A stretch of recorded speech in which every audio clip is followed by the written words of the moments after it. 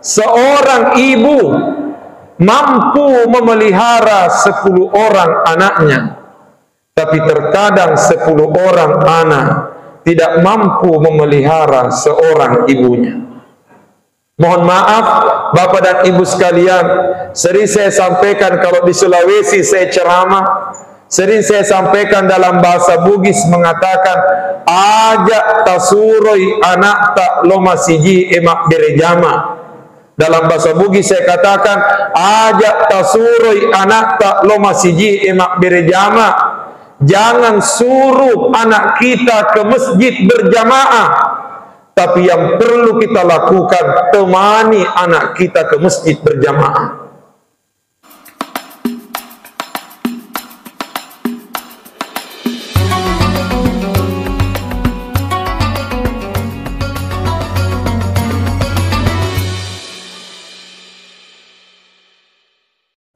Assalamualaikum warahmatullahi wabarakatuh.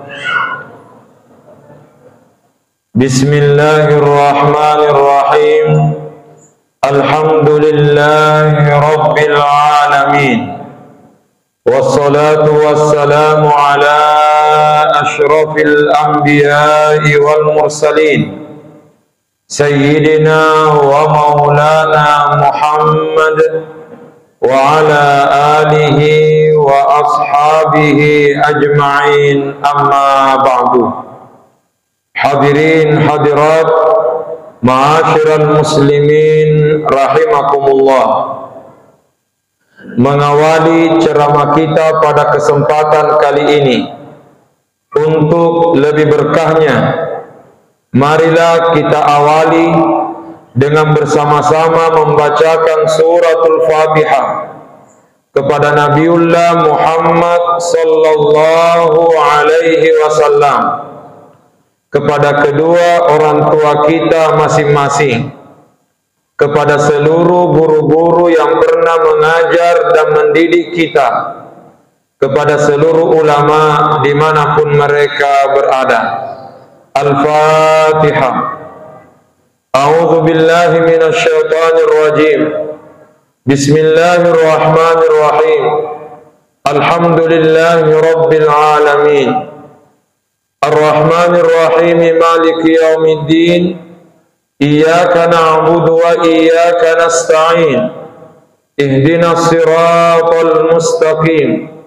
Siratal ladzina an'amta 'alaihim ghairil maghdubi 'alaihim waladdallin. Amin. Hadirin ma'asyiral muslimin rahimakumullah. Pada kesempatan kali ini, mari kita merenungi salah satu hadis Rasulullah sallallahu alaihi wasallam yang berkaitan dengan perlunya mendidik anak dengan baik. Saya ulangi, pada kesempatan kali ini mari kita merenungi salah satu hadis Rasulullah sallallahu alaihi wasallam yang berkaitan dengan mendidik anak dengan baik. Nabi bersabda, "Man kana lahu salasu banatin." Siapa yang memiliki 3 orang anak, fa ahsana ta'dibahunna fa adkhalahu Allahul jannah, lalu dia memperbaiki didikan anaknya, maka dia akan dijamin masuk surga. Saya ulangi, kata Nabi, siapa yang memiliki 3 orang anak, lalu dia memperbaiki didikan anaknya, fa adkhalahu Allahul jannah, maka Allah akan menjamin dia masuk surga. Ini menunjukkan betapa perlunya kita mendidik anak dengan baik.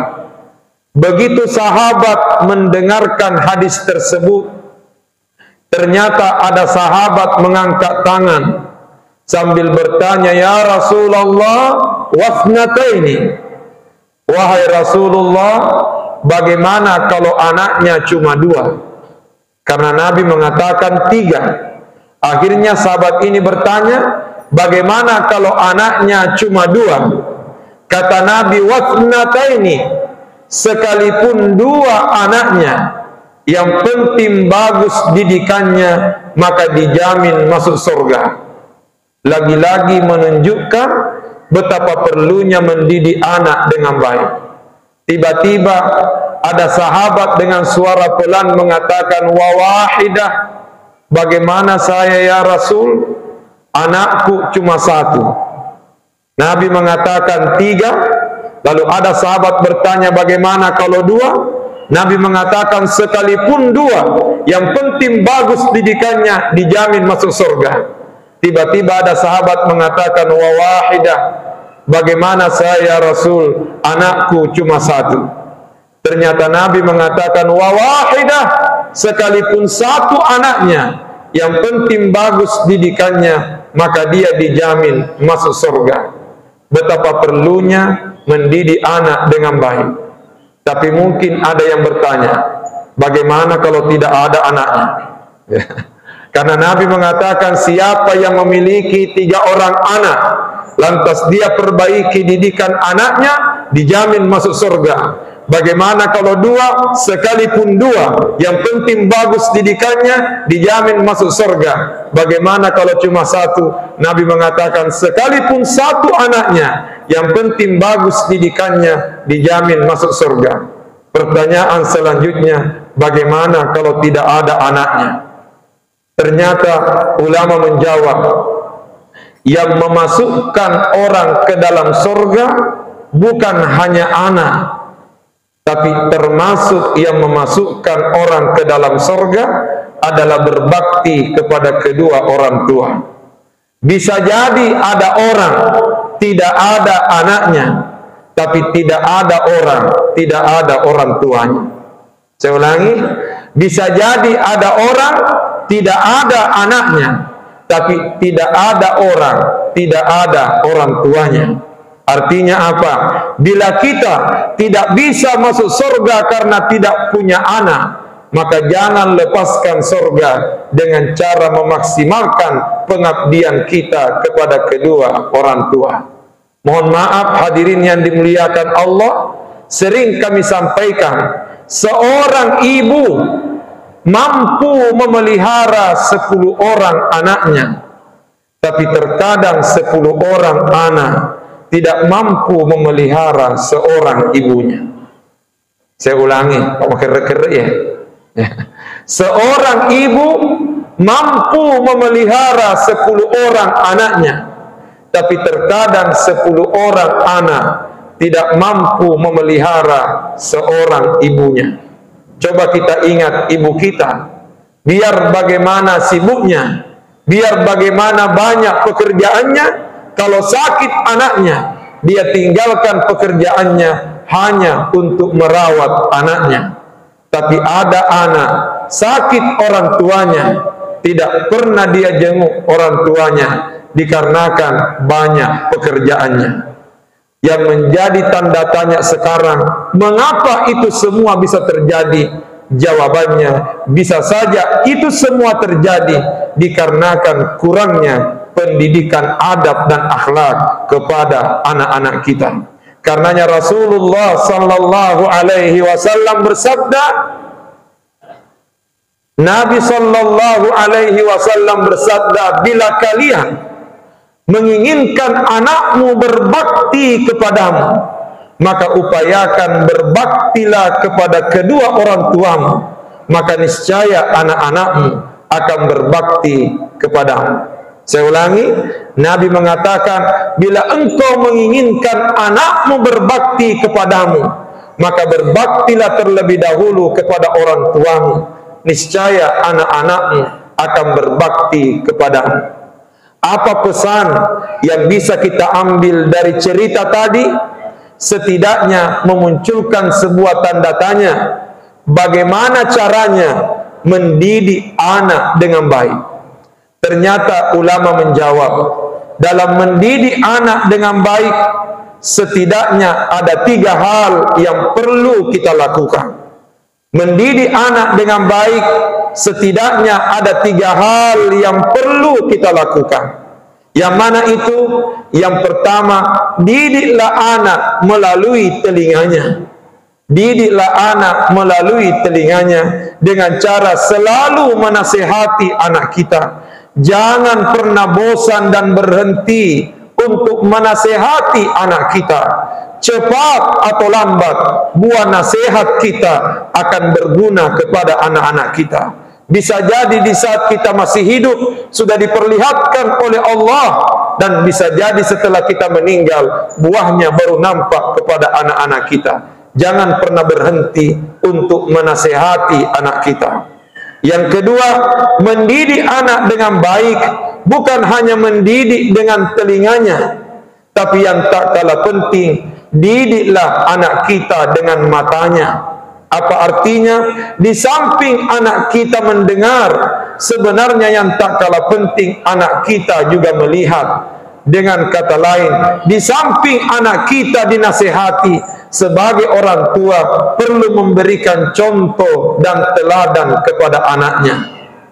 Mohon maaf Bapak dan Ibu sekalian, sering saya sampaikan kalau di Sulawesi saya ceramah, sering saya sampaikan dalam bahasa Bugis mengatakan, ajak tasuroi anak tak loma siji emak berejama. Dalam bahasa Bugis saya katakan, ajak tasuroi anak tak loma siji emak berejama. Jangan suruh anak kita ke masjid berjamaah, tapi yang perlu kita lakukan, temani anak kita ke masjid berjamaah.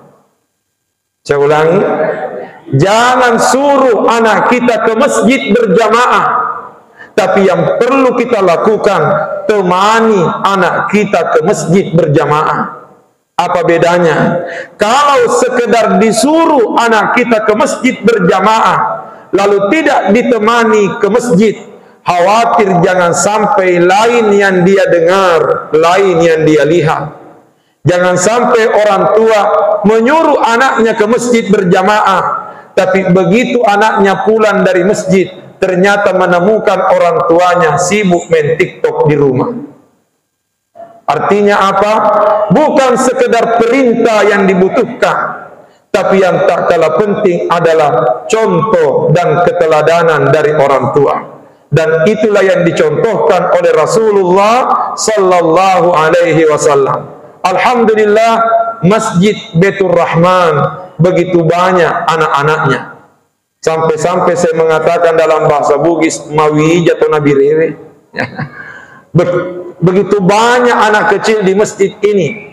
Sampai-sampai orang tua sudah pada tidur, tapi anak-anak masih terus bermain di masjid ini.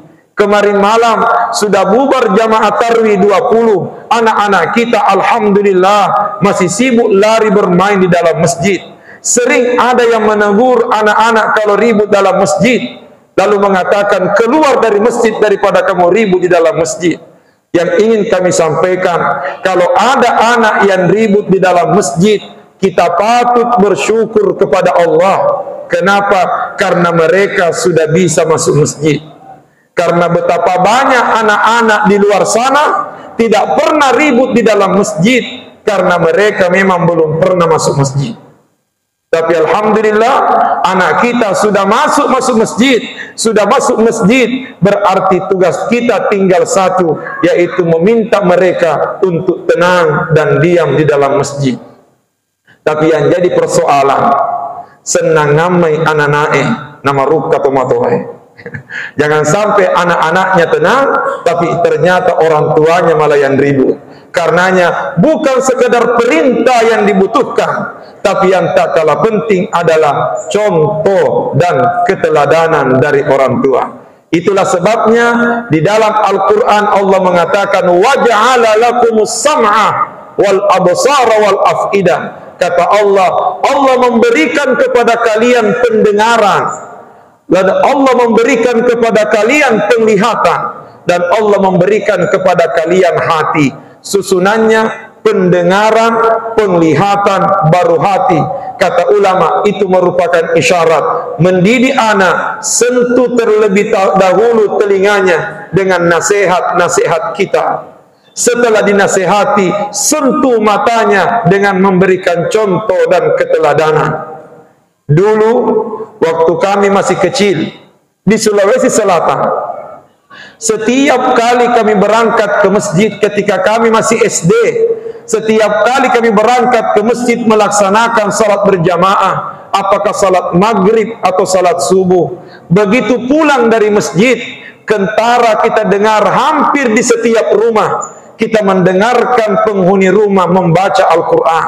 Hampir semua rumah kita mendengarkan orang yang ada di dalam rumah itu baca Quran. Tapi kondisi hari ini sepertinya berbeda. Dulu ketika kami masih kecil, tidak sedikit orang tua mengajari anaknya mengaji setiap selesai salat maghrib. Tapi kami orang Bugis diajar mengaji dengan metode Makkalepu, metode Baghdadiyah, Alepu riyasikna a, Alepu riyawana i, Alepu dapenna u, a i u, bari yasikna ba, bari yawana bi, ba dapenna bu, ba bi bu, jimpunonu yasikna jana, dalan lepana da janda. Seperti itulah gaya kita dulu baca Quran, dan tidak sedikit suara-suara itu kita dengarkan setiap selesai salat maghrib dan salat subuh. Tapi kondisi hari ini sepertinya berbeda. Sudah sedikit kita dengarkan orang tua baca Quran di rumahnya, tapi terkadang disibukkan dengan dunia teknologinya, disibukkan dengan Facebooknya, disibukkan dengan TikToknya, disibukkan dengan WA-nya, yang bisa jadi itu akan berpengaruh kepada anak-anak kita. Dan yang ketiga, mendidik anak dengan baik, sentuh telinganya, sentuh matanya, tapi yang tak kalah penting adalah sentuh hatinya anak kita. Pertanyaan, bagaimana caranya menyentuh hati anak kita? Doakan kepada Allah Subhanahu wa ta'ala. Sebagai orang tua, kita jangan pernah berhenti mendoakan kebaikan anak-anak kita. Karena bisa jadi hari ini mungkin belum kelihatan, tapi esok lusa pasti akan diijabah oleh Allah Subhanahu wa ta'ala. Mohon maaf hadirin yang dimuliakan Allah, saya sedikit ingin menyampaikan perasaan. Begitu melihat Ibu Aji duduk di belakang sana menggunakan kursinya, duduk di atas kursi, saya langsung teringat dengan almarhumah ibunda saya. 2022 yang lalu beliau berpulang ke rahmatullah, dan sering kami sampaikan, saya berdiri di atas mimbar ceramah, keliling ceramah di mana-mana, itu tidak lepas dari doa kedua orang tua, utamanya doa ibu saya. Kenapa? Karena setiap kali bertemu dengan beliau, saya berusaha untuk mengambil tangannya, untuk berjabat tangan dan mencium tangannya. Tapi sengaja saya lama-lama mencium tangannya, karena beliau punya doa. Doanya bukan bahasa Arab, doanya bukan dari ayat Al-Quran, doanya bukan dari hadis Nabi, tapi doanya beliau sendirinya menyusun menggunakan bahasa Bugis. Beliau berdoa setelah berjabat tangan, setelah bersalawat kepada Nabi, beliau berdoa kepada Allah dalam bahasa Bugis, puang, tapi yang ngidece wijakku, nanapi tayya tokka dece lino akhirah. Ya Allah, tunjukkan kebaikan kepada anakku, agar dia juga perlihatkan kebaikan kepadaku dunia dan akhirat. Saya ulangi, beliau berkata dalam bahasa Bugis, puang, tapi yang idece wijakku, nanapi tayya tokka dece lino akhirah. Ya Allah, tunjukkan kebaikan kepada anakku, agar dia juga menunjukkan kebaikan kepadaku dunia akhirat. Dan saya yakin berkat doanya itulah sehingga anaknya berdiri di Masjid Baitur Rahman malam ini. Lagi-lagi Bapak dan Ibu sekalian, yang ingin kami sampaikan, didik anak kita dengan baik. Tidak ada peninggalan terbaik kita setelah kita meninggal dunia dibandingkan anak yang saleh. Kalau harta yang kita tinggalkan pada akhirnya akan habis, tidak menutup kemungkinan keluarga kita di belakang berkelahi gara-gara harta yang kita tinggalkan. Tapi ketika yang kita tinggalkan adalah anak saleh, insya Allah mereka akan terus terus memberikan kebaikan kepada kita melalui lantunan-lantunan doanya.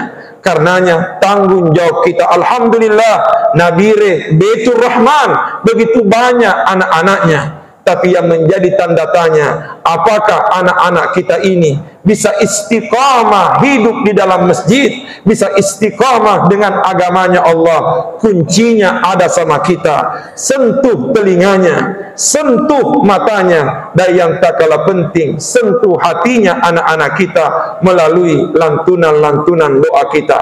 Paling tidak doanya Rasulullah sallallahu alaihi wasallam ketika salah seorang sepupunya, dalam hal ini Abdullah ibnu Abbas, sepupunya Nabi ketika Nabi masih hidup. Ibnu Abbas masih anak kecil, seperti anak-anak kita yang lompat-lompat dalam masjid ini.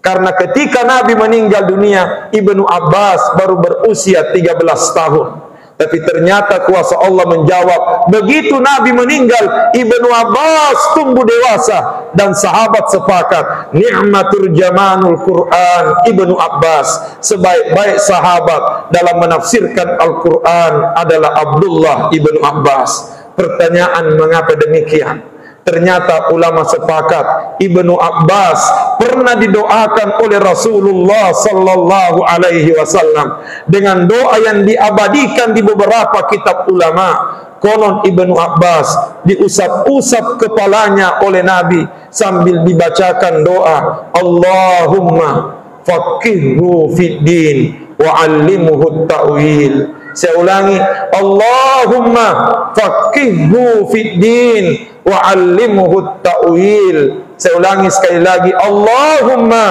faqihhu fid din wa 'allimhu ta'wil. Artinya, ya Allah, berikanlah pemahaman agama kepada anak ini dan ajarkanlah dia penafsiran Al-Quran. Karenanya sebagai orang tua tidak salah bila anak kita datang mendekat, sambut tangannya, usap-usap kepalanya sambil bacakan doanya Nabi, Allahumma faqihhu fid din wa 'allimhu ta'wil. Mudah-mudahan anak-anak kita tumbuh menjadi anak yang saleh dan salehah, yang pada akhirnya akan memperlihatkan kebaikan kepada kita dunia akhirat. Saya kira demikianlah yang sempat kami sampaikan pada kesempatan kali ini. Kurang lebihnya mohon dimaafkan. Wabillahi taufiq wa da'watu wal irsyad. Assalamualaikum warahmatullahi wabarakatuh.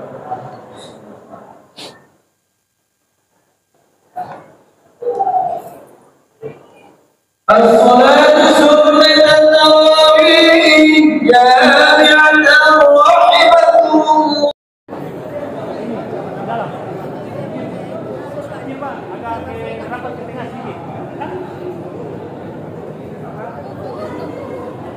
Tengah sedikit Pak, tidak dapat semua. Sekarang kita tanda tangan.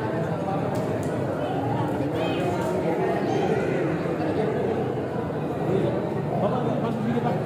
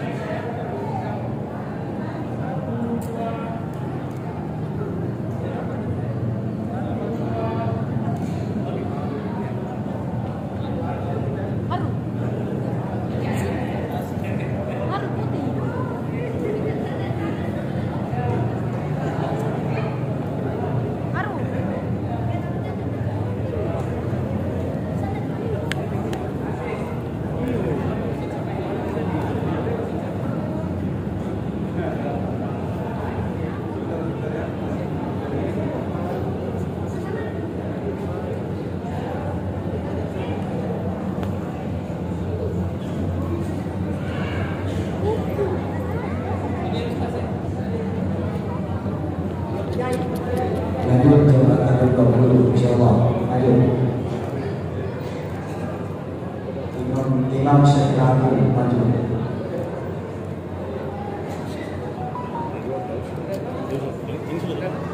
Saya lagi baru sudah patah.